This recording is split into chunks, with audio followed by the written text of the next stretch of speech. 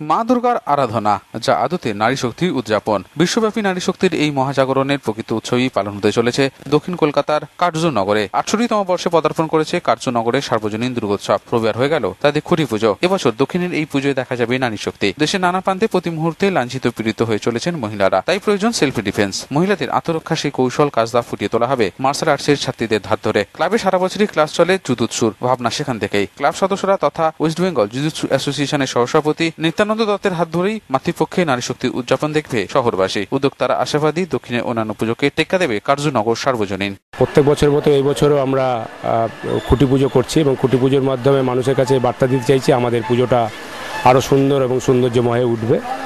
আমাদের এই বছরের দুর্গাপুজো নিয়ে ৬৮তম দুর্গা উৎসব সুসম্পূর্ণ হলো। অর্থাৎ এই দীর্ঘ ৬৭ বছর ধরে কার্যনগরের অধিবাসীরা বিভিন্ন প্রতিকূল পরিস্থিতির মধ্যে দিয়ে দুর্গাপুজো করে এসছেন, যা এক কথা অভাবনীয় বা অকল্পনীয় বলা যেতে পারে। আমরা শুধু দুর্গাপুজো করছি না, দুর্গাপুজোর মাধ্যমে বিভিন্ন সোশ্যাল অ্যাক্টিভিটিও আমরা করছি, বিভিন্ন সাংস্কৃতিক অনুষ্ঠানও করছি। সোশ্যাল অ্যাক্টিভিটি বলতে আমরা বোঝাতে চাইছি যে আমরা গরিব দুস্থ মানুষদের আমরা কাপড় এবং কম্বল দান করছি, অর্থাৎ বস্ত্র দান করছি। এবং তাছাড়া ছোট ছোট বাচ্চারা যারা পড়াশোনা অর্থের অভাবে করতে পারছে না, তাদের পাশে আমরা দাঁড়ানোর চেষ্টা করছি। আমরা স্কুলের ব্যাগ এবং খাতা বই পেন্সিল আমরা তাদের দেওয়ার চেষ্টা করছি। কার্যনগর দুর্গোৎসব কমিটির আজকে এখানে খুঁটি পুজো ওপেনিং হয়েছে।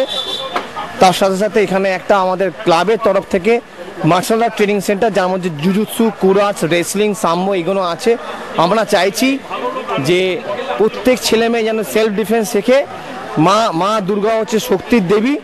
এই শক্তির সাথে সাথে প্রত্যেক মেয়েরা যেন তাদের নিজেদের আত্মরক্ষা নিজেরা করতে পারে, তার জন্যে জাগৃতি সংঘের পক্ষে থেকে একটা নতুন উদ্যোগ নেওয়া হয়েছে। খুঁটি পুজোর সাথে সাথে আজকে তার একটা ছোট্ট ডেমনস্ট্রেশন এখানে হয়েছে। এই নিয়ে ৬৮তম এটা হচ্ছে দুর্গোৎসব আমরা ক্লাবের তরফ থেকে আমরা উদযাপন করতে চলেছি। আমরা চাই ক্লাবের প্লাস ভারতের সকল মানুষজন যেন ভালোভাবে সুষ্ঠুভাবে থাকে, এটাই আমরা আশা করি।